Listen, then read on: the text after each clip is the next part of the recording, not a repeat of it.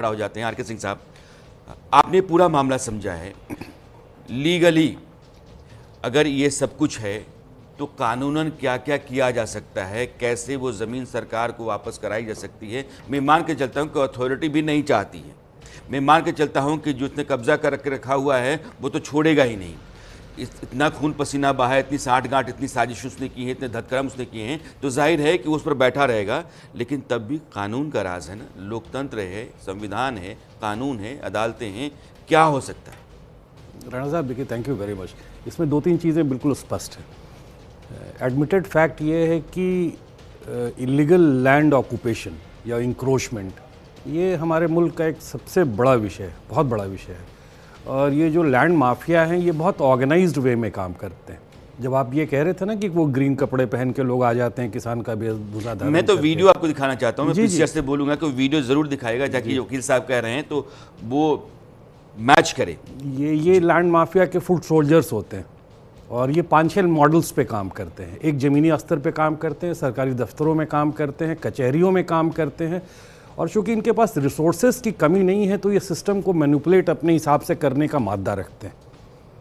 और आप नाम लीजिए और ये हर सिस्टम में घुसे हुए हैं। अब रहेगी बात कि उपाय क्या है हमारे पास आज के डेट में। एक तो सबसे बड़ी बात है कि जो सरकारों की एडमिटेड कमिटमेंट है, एडमिनिस्ट्रेटिव कमिटमेंट है, जैसे मुख्यमंत्री योगी साहब की है कि उन्होंने बिल्कुल एक war on land mafias declare किया है कि either you evict the land और be ready to face the consequences. ये एग्जीक्यूटिव विल जो है ना, ये बहुत ज़रूरी है।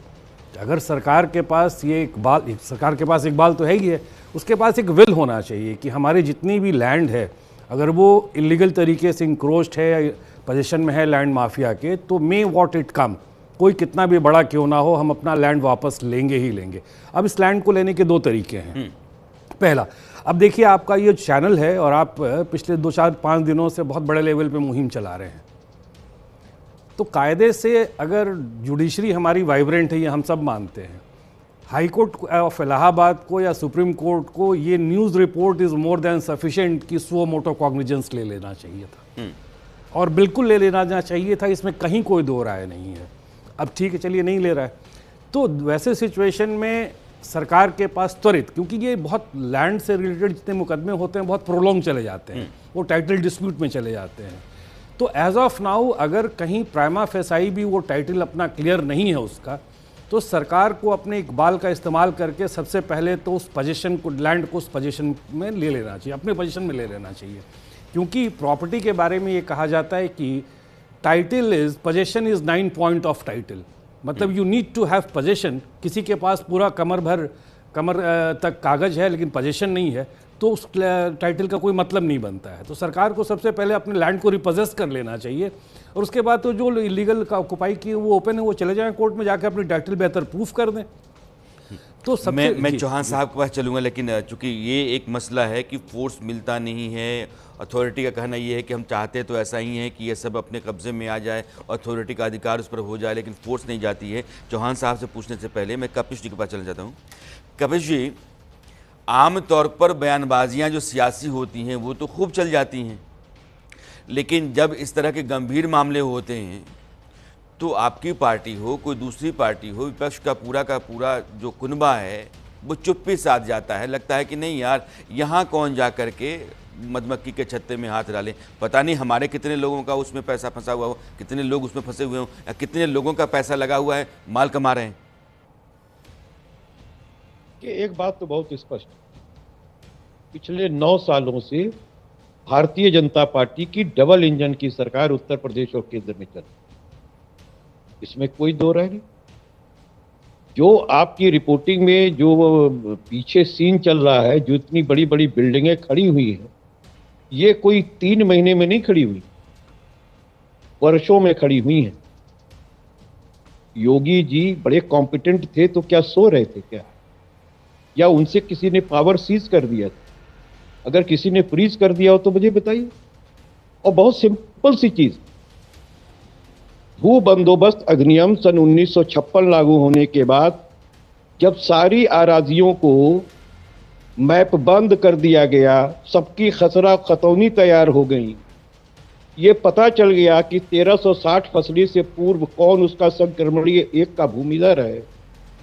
मैं आपको स्पेशल इसलिए कह सकता हूं कि मैं एडवोकेट हूं और तमाम जो राष्ट्रीय बैंक्स हैं उनकी मॉर्गेजेस को देखता हूं, उनके मनी सूटों को देखता हम्म। हूं। मैं इसलिए आपको कह रहा हूं कि जब खतौनी पे आप 30 साल का सर्च करोगे, जो सुखा अधिकार अधिनियम की राइट्स हैं वो सब इवेल करती हैं। जब हम लोग सर्च करते हैं तो देखते हैं कि जमीन की नवैयत कहाँ से शुरू हो रही है, ये किस व्यक्ति की जमीन थी जो भू बंदोबस्त अधिनियम लागू हुआ उसके पोजीशन में थी, जिसको घोषित हुई, और इस आराजी नंबर का वो मालिक था। उसके बाद वो किस तरीके से इनहेरिट हुई या विक्रय हुई या अन्य तरीके से विनिमय या अंतरण हुई, तो जो टीपीए के अंतर्गत किया गया। हम एक बात ये पूछ रहे हैं, अगर ये एक विशेष अधिनियम लागू करने के बाद अथॉरिटी ने उन जमीनों को अधिग्रहण किया और उसका नाम खतौनी पे चढ़ गया, और अगर किसी न्यायालय के अंदर किसी ने कोई केस नहीं किया है तो कोई डिस्प्यूट तो है नहीं। अगर किसी ने केस किया होता, जैसे मान लीजिए किसानों की जमीन है और उनसे जो है अधिग्रहित की गई, उनको मुआवजा दिया गया, नहीं दिया गया, अगर नहीं दिया गया तो हमारे किसान जाते हैं कोर्ट में, डिस्ट्रिक्ट कोर्ट में जाएंगे सबसे पहले। देखिए, सुप्रीम कोर्ट से कब्जा पाना, नहीं कपिल वो जी, आप ये कहना चाहते हैं कि अगर ये विवादित मामला होता, अगर ये अवैध कब्जा होता तो मामला कोर्ट में गया होता। मैं आपसे ये कहना हाँ, नहीं, आप क्लैरिफिकेशन नहीं, चाहता हूं आपसे। मैं ये कह रहा हूं कि अगर किसानों का डिस्प्यूट होता, जैसे हाँ समीर भाई ने ठीक, कहा, समझ हाँ ठीक है, अगर ये होता क्लैरिटी है। तो लेकिन बहुत मेरा एक सवाल बात है आपसे, कि आप कह रहे हैं यहाँ किसानों का मामला किसानों नहीं का है, कोई लेकिन dispute अथॉरिटी की ज़मीनें और कागजात मेरे पास बंडल के बंडल हैं, जो कागजात चीख चीख कर कह रहे हैं कि क्या धांधली चल रही है, ये कैसी साजिश है कि आप अरबों खरबों बना रहे हैं लेकिन कोई चूं चपड़ भी नहीं कर रहा है। मेरा सवाल आपसे कपिल जी है कि सब कुछ जानने के बाद आपकी समझ, हाँ बोलिए। मुझे 5 मिनट का समय दीजिए जी। मैं क्रिस्टल क्लियर कर दूंगा हम्म, और लीगली करूंगा, क्योंकि हमारा तो पेशा यही है। बोलिए।